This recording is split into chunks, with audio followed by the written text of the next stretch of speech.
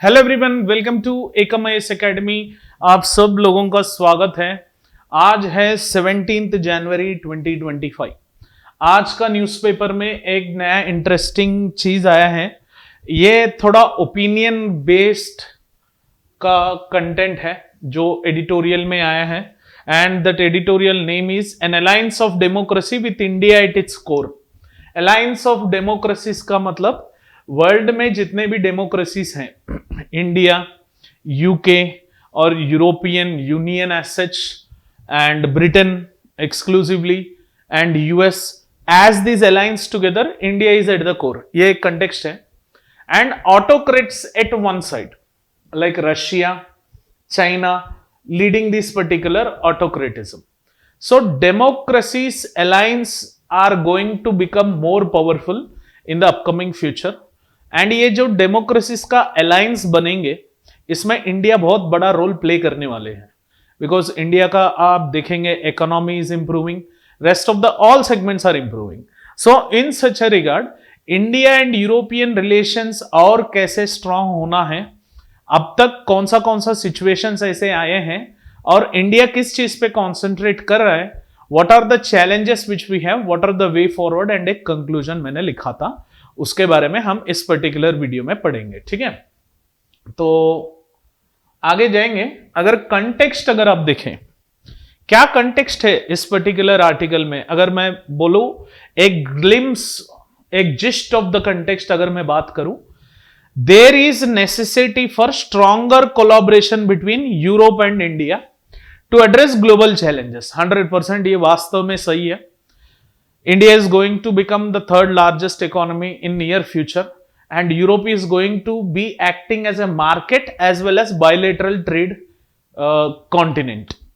And focusing on trade, defense, technology and geopolitical dynamic, it advocates forming a democratic alliance to counter the raising influence of autocratic powers like Russia and China. अगर आगे जाके हम Russia, ठीक है मैं मानता हूं Russia India का फ्रेंड है, बट पॉलिटिकल स्पीयर में या पॉलिटिकल डायनामिक्स में ये बता नहीं पाएंगे कि लाइक कब कौन सा कंट्री दुश्मन बन जाए रात रात में, है ना। तो इसीलिए इसको काउंटरएक्ट करने के लिए the dictator nature of China Russia और autocratic nature of China Russia को टैकल करने के लिए we have to maintain a balanced side। वो बैलेंस्ड साइड है अलायंस ऑफ डेमोक्रेसीज, एंड वो अलायंस ऑफ डेमोक्रेसीज में यूरोपियन कंट्रीज का बहुत बड़ा हाथ है, उसमें इंडिया का कोलैबोरेशन बहुत बड़ा नेसेसिटी बनेगा। तो अगर आप आगे जाके देखेंगे, strengthening the European Union and India relations for a democratic alliance, अगर आप देखेंगे द ईयर 2024, इस पर्टिकुलर लास्ट ईयर में there are new political entries, and their 2024 has marked a pivotal period globally with super election events shaping the world democracies। Trump का winning is one of the huge spectacular nature of trend, and India में मोदी जीतना, and also the opposition party maintaining its spirit, and in many other democracies अगर आप देखेंगे super elections have happened and global greatest leaders have come onto one particular platform।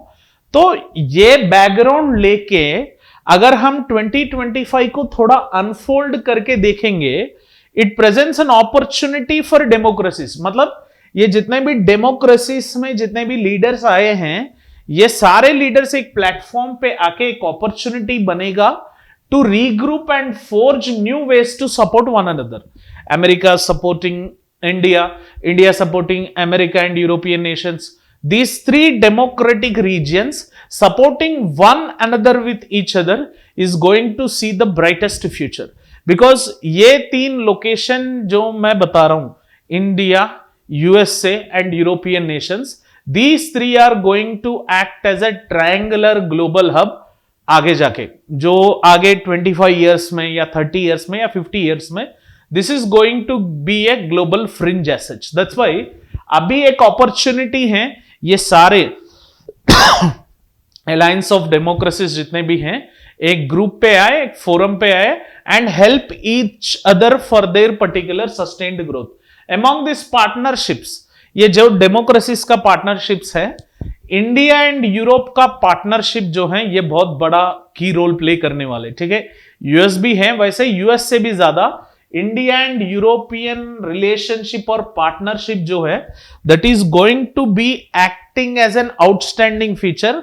Historically it was very strong, clear, India का Europe relations, it has struggled with effective delivery, now it is time for the transformation.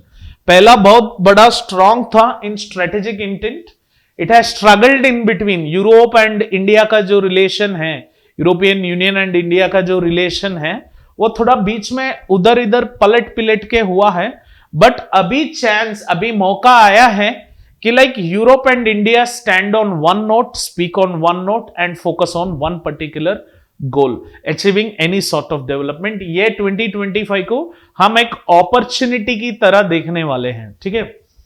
तो over challenges क्या है इस particular European Union and Indian relationships में, अगर आप देखेंगे over the past 17 years, अगर आप देखेंगे the focus of European Union and Indian relationships have been free trade agreement negotiations. कभी भी हम बात करते हैं यूरोपियन यूनियन से as it is a political union, but we generally focus upon free trade agreement negotiations between this both.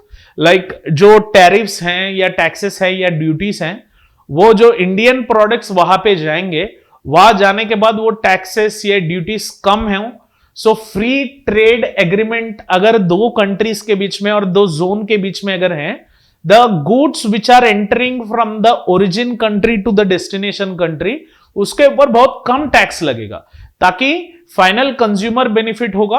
तो final consumer जब benefit होता है, he tends to buy that particular product at a highest rate and that highest rate will create a huge demand। ऐसा European Union and India के बीच में अगर last 17 to 20 years के बीच में देखेंगे, ये फ्री ट्रेड एग्रीमेंट का नेगोशिएशंस चल रहा है। अभी European union has also declared certain sort of, exclusively Britain has declared one particular sort of tax for the export, for the import of goods into that particular Britain region. So these prolonged discussions have overshadowed other critical areas of collaborations। मतलब ये जो free trade agreement के बारे में हर बार negotiation करके करके हम जो इश्यूज के ऊपर फोकस करने वाले हैं, वो इश्यूज को साइडलाइन कर दिए और पैरेलली फोकस किए और लीस्ट इंपॉर्टेंस दिए। तो अभी चांस है a successful FTA between the world's largest democracy and its biggest trading bloc could serve as a cornerstone to counter-rising protectionist trends and foster economic and geopolitical strength। मतलब ये जो successful free trade agreement का negotiation करके India and European nation जो biggest trading block है, they are going to counter the जो counter raising protectionist trend जो है उसको प्रोटेक्ट करते हुए economically as well as geopolitically both these particular blocks they can become stronger। However, the complexity of negotiations have delayed progress, necessitating a broader and more pragmatic approach to the collaboration। मानते हैं कि like ये जो negotiations है 17 years से चल रहा है, there has been delayed progress, but अभी वक्त आया है 2025 में to take a pragmatic approach as well as a broader approach for best collaboration between European Union and India। Moving beyond trade, मतलब ये आर्टिकल जो न्यूज़पेपर में आया है, this is not only speaking about free trade agreement वाला, this is speaking about numerous number of issues, exclusively the geopolitical nature, जो middle east अभी बहुत स्ट्रांग बनते जा रहे हैं। India on the other side, Europe on other side are facing issues with this particular Middle East, West Asian countries।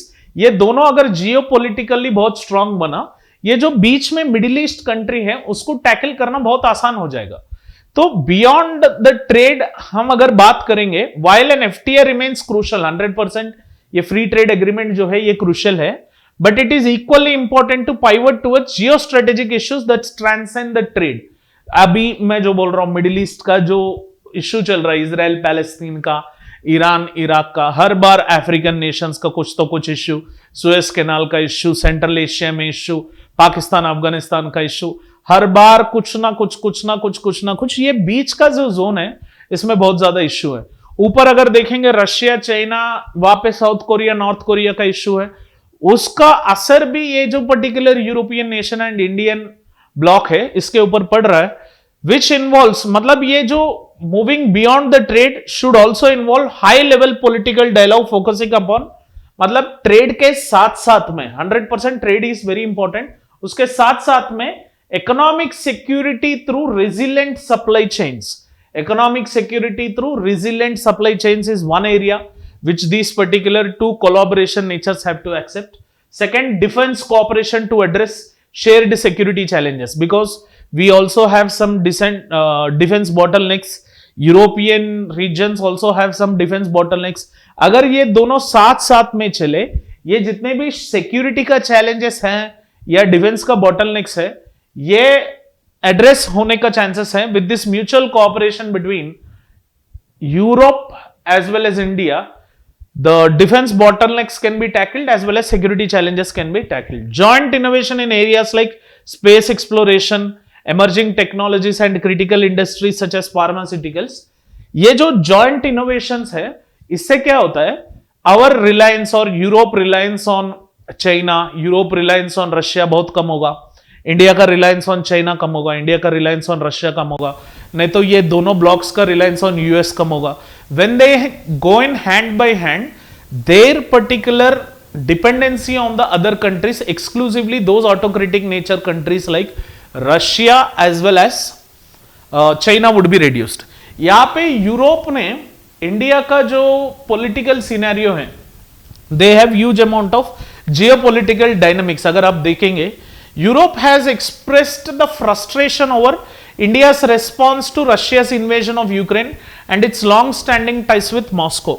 अगर आप देखेंगे अपना जो प्राइम मिनिस्टर हैं, when he has visited Russia, तो ऐसे बहुत क्लोजली जब रशियन प्रेसिडेंट से बात कर रहे थे, तो पुतिन साहब से जो बातें चले थे, वो ऐसा लगा था कि लाइक ही इज ऑलमोस्ट, मतलब न्यूट्रली थे. Obviously Modi was not supporting the Ukraine, Modi was not supporting Russia, and Modi suggested rather Putin to go with a political dialogue rather than this militaristic attitude. ये Putin से कहा था, ये friendly nature से Putin को बोला होगा, but ये जो बाहर दिखेगा, जैसे मोदी ने गया रशिया, वहां पे जैसे पुतिन के साथ बैठा, चाय पिया, हंस हंस के बात किया, ये जो बाहर की कंट्रीज है, exclusively European Nations which act as a group, which have the next transcend threat with that of Russia, वो लोगों को जब देखेंगे, सिंपली इट इज लाइक जब भी हमारा जो रिश्तेदार अगर हैदराबाद ले हमारे शहर को आके, if they are not coming to our home directly, if they are going to our enemy home first, despite they don't speak anything, just चाय पी के आए होंगे, बट हमें तो उसके ऊपर बहुत गुस्सा होगा. ये सिंपल स्ट्रेटेजी है. इंडिया जब रशिया के साथ long standing Moscow relations, Ukraine के बारे में long standing with standing political dialogue के बारे में बात कर रहे थे, ये जब बाहर के लोग उसको देख रहे थे, ये ऐसा लग रहा था कि like India is supporting Russia, because India also have issues of Kashmir with Pakistan. अगर इंडिया रशिया को सपोर्ट नहीं किया, आगे जाके if China is counteracting any issue with Pakistan को अगर if it is spoking regarding with the Kashmir issue, then Russia can support India. ये regardly India is supporting Russia in the cause of Ukraine. ये लोगों को दिख रहा था, बट ओरिजिनल में असल में क्या हुआ लोगों को पता नहीं है. मोदी ने ये कहा था कि लाइक भाई देखो, ये वॉर वीर, this is not going to give you some sort of peace as acting as a big brother. तो why don't you resolve this particular issue with a political dialogue when Ukraine Prime Minister he himself is ready. ये बात मोदी साहब ने कहा था स्पष्ट में, but जो न्यूज चैनल्स हैं, सोशल मीडिया हैं, ये लोग दिखाएंगे कैसे? भाई मोदी ने पुतिन को हक किया, मतलब दोस्ती बढ़ गया, it means India is supporting Ukraine. If India prime minister अगर इजराइल जाएंगे, तो इसका मतलब अगर इजराइल प्राइम मिनिस्टर को हक करेंगे, ये मतलब नहीं कि India is supporting Israel. India also has its withstand humanity with Palestine also. तो ये जो स्ट्रेटेजिक डायलॉग्स है, इससे रिजॉल्व करने के लिए इंडिया बोल रही है. बस India is not on any side, neither Russia, neither Ukraine, neither Israel, neither Palestine और North Korea, South Korea, India is saying like अगर जब वो लोग एक स्टेप आगे कदम डाल रहे हैं तो आप भी आगे जाके एक स्टेप डाल के पॉलिटिकल डायलॉग से विद पॉलिटिकल डिप्लोमेसी और विद डायलॉग डिप्लोमेसी इसको सॉल्व करें। बट यूरोप को जब इंडिया ने रशियन इन्वेजन ऑफ यूक्रेन का लॉन्ग विथस्टैंडिंग स्टैंड लिया है, ये जो यूरोप ने देखा है वो यूरोप फ्रस्ट्रेशन में है कि like India is supporting Russia in the Ukraine cause because Ukraine it is going to be part of almost it is part of EU and Ukraine also had applied for the membership of NATO. ये जब हो रहा है ये थोड़ा India के लिए गड़बड़ वाली मसला है। But India also needs Russia, India also needs China. Europe भी कितना इंपॉर्टेंट है इंडिया के लिए, रशिया भी इंपॉर्टेंट है इंडिया के लिए, यूक्रेन भी इंपॉर्टेंट है इंडिया के लिए, चाइना भी इंपॉर्टेंट है। So India is maintaining a neutral stand. ये यूरोप को समझ में नहीं आ रही बस। These ties are rooted in history just as India navigates its complex rivalry with China despite cooperation with BRICS. See, India have correlation of negotiations or political differentiations or border disputes with China, ये मैं मानता हूं। But जब India and China BRICS में आएंगे, दोनों साथ साथ मिलके जाएंगे, they would try to evolve or they would try to resolve the problems of all the BRICS nations because BRICS as a regional entity ये फॉर्म ही इसीलिए हुआ ताकि ये जो रीजनल प्रॉब्लम्स है ये एक ब्लॉक बन के साथ साथ लेके कॉपरेशन बना के सॉल्व करे। तो within BRICS India is maintaining good relationship with China. ऐसा नहीं कि China if it is having a issue with India at Galwan valley issue तो ब्रिक्स समिट में सब लोग साथ में बैठे तो चाइनीज अगर चाय दिए तो इंडियन चाय नहीं पिएंगे, ऐसा कुछ मसला नहीं है। India is supporting China within the BRICS nation because the regional bloc का formation का most important objective and ambition ही वही है। India remains cautious about Beijing's growing influence which aligns with its broader democratic values, वो तो है। India's engagement with both Russia and China reflects its strategic need to avoid being entangled in the power blocks as world polarizes into democratic and autocratic alliances. As world जब आगे जाके democratic and autocratic alliances में बनेंगे तो India beach में sandwich बनने की जगह India is maintaining as a bridge between this democracies and autocratic governments, ये बोल सकते हैं, है ना।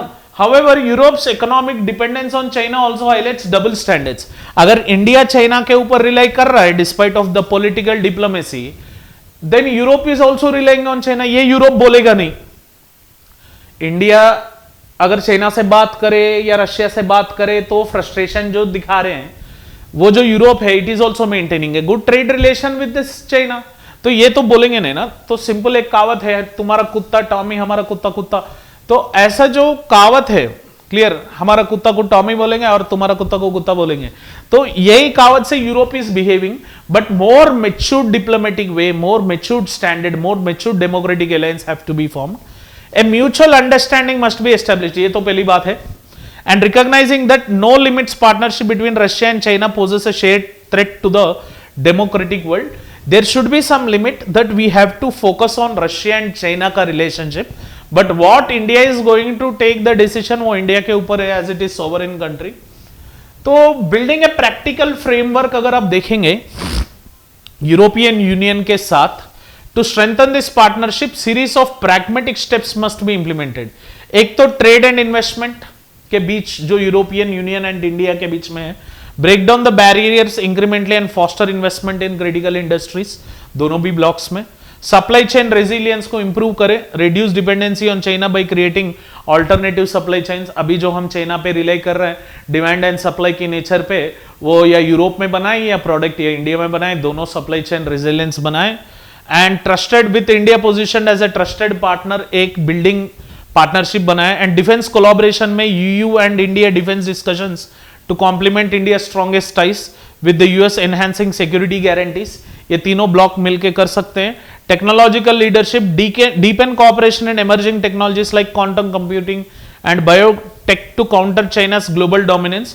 तो सिंपली हम ऐसा पार्टनरशिप बनाना है which reduces our dependency। Simple logic यही है, चाहे भले वो ट्रेड का डिपेंडेंसी हो या प्रोडक्ट का डिपेंडेंसी हो या डिफेंस का डिपेंडेंसी हो, टेक्नोलॉजी का डिपेंडेंसी हो।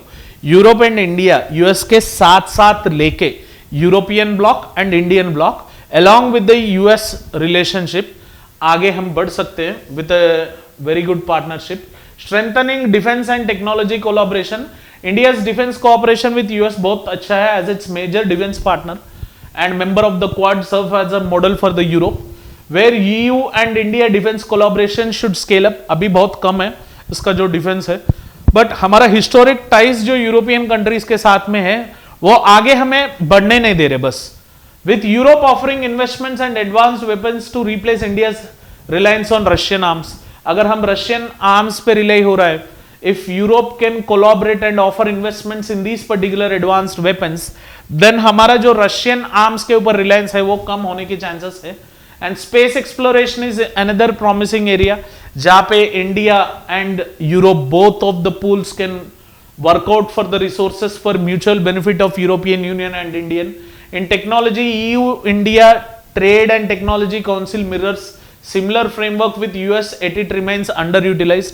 अब तक ये जो दोनों पार्टनरशिप का चार्मिंग नेचर है, क्लियर, चाहे भले वो स्पेस एक्सप्लोरेशन में हो या टेक्नोलॉजी में हो या डिफेंस में हो या डिफेंस कॉपरेशन में हो या न्यूक्लियर टेक्नोलॉजी में हो या सप्लाई ऑफ नेचुरल गैस में हो, these two countries did not create a specific framework which is creating a huge amount of chaos and more over reliance. तो ब्रॉडर विजन क्या है? Beyond economic and strategic ties, fostering stronger people to people connections and deepen mutual understanding between these particular people, between the European nations and India. There has to be a stronger bond. जैसे US and India के बीच में there is an emotional connect, है ना, emotional connect. Like for example, recently Trump भी ऐसा बोल रहा था इंडियन डायस्पोरा के बारे में, that Indian diaspora is very important in the growth of economy of US. वैसा यूरोप के साथ में नहीं है. यूरोप के साथ में ये बिजनेस डील है, तुम कुछ लिए, पैसे दिए, खत्म, वापिस है. ये दोनों के बीच में अब तक तो इमोशनल कनेक्ट नहीं था, सिर्फ कैपिटलिस्टिक कनेक्ट था. There was simply a capitalistic connect. इसको रिड्यूस करना एंड इमोशनल कनेक्ट को बढ़ाना is one of the important type. Education and cultural exchanges will play pivotal role in building relationship based on trust and shared democratic values. जो अभी US का वीसास reduce हो रहा है, तो European Union can offer more visas to Indians for their higher education. उससे क्या होता है? Cultural exchange of Indian diaspora within the Europe and Indian nations would be increased. आगे जाके वो शेयर्ड डेमोक्रेटिक वैल्यूज से, पार्टनरशिप और broader vision से यूरोप एंड इंडिया का टाई आगे आके 10 साल या 20 साल या 25 साल विकसित भारत की टाइम आते आते सुधर जाएंगे. ठीक है, तो कंक्लूजन में मैं कंक्लूजन लिखा था, ये न्यूज़पेपर से लिया था मैं conclusion. In the next decade, मैं जो 10 साल का बोल रहा हूं, India is poised to become the world's third largest economy 100%, presenting vast opportunities for the Europe. Most importantly, the strategic goal should be form a robust alliance of democracies with India as a center pillar or core, and by addressing shared challenges, embracing mutual strengths and promoting tangible collaboration, Europe, India and US, ये triangle love story बनना बहुत जरूरी है. US, Europe and India, maintaining a block where India को बीच में लगा के build an unstoppable democratic coalition capable of countering autocratic powers and ensuring a secure prosperous future. Otherwise China is going to rule the world. अगर ये तीनों साथ साथ में नहीं गए, कोलैबोरेशन में नहीं है, पार्टनरशिप में नहीं है, तो आगे जाके बहुत दिक्कत होने वाले हैं. ठीक है, तो एक क्वेश्चन दिया हूं, एक क्वेश्चन वैसे मैंने क्रिएट किया हूं, इसका एटलीस्ट 150 वर्ड्स का आंसर लिखने का कोशिश करिए. Discuss the history of India Europe relationship and suggest measures to improve them for India's Viksit Bharat 2047. India का ये जो डेवलपमेंटल एजेंडा है विकसित भारत 2047, ये रीच होने के लिए what are these particular historic relationships which come into picture, and ये हिस्टोरिक रिलेशनशिप्स में हम और क्या कर सकते हैं, कौन सा स्ट्रेटेजिक डेवलपमेंटल पॉलिसी फ्रेमवर्क बना सकते हैं ताकि ये विकसित भारत 2047 को यूज हो and it might act as a main pillar for this particular developmental agenda. ठीक है, ये थोड़ा ड्राई सा आर्टिकल है, बट मैंने कोशिश किया हूं कि वो ट्रायंगल लव स्टोरी बनाने के लिए यूएस, यूरोप एंड इंडिया के बीच में ये ट्रायंगुलर लव स्टोरी आप भी याद रखिए, democracy is the triangle love story of alliance keeping India at the centre. Hopefully आपको ये लेक्चर पसंद में आए।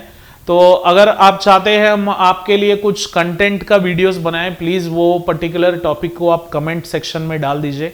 We are going to make a video for it as soon as possible. If you have liked this video, please do like it, share it, and if you have not subscribed to AKMIS Academy channel, subscribe करिए, bell icon पे click करिए ताकि आपको regular notifications मिले, and we would be coming up with more and more videos for you. Thank you for watching this. Have an awesome day. जय हिंद।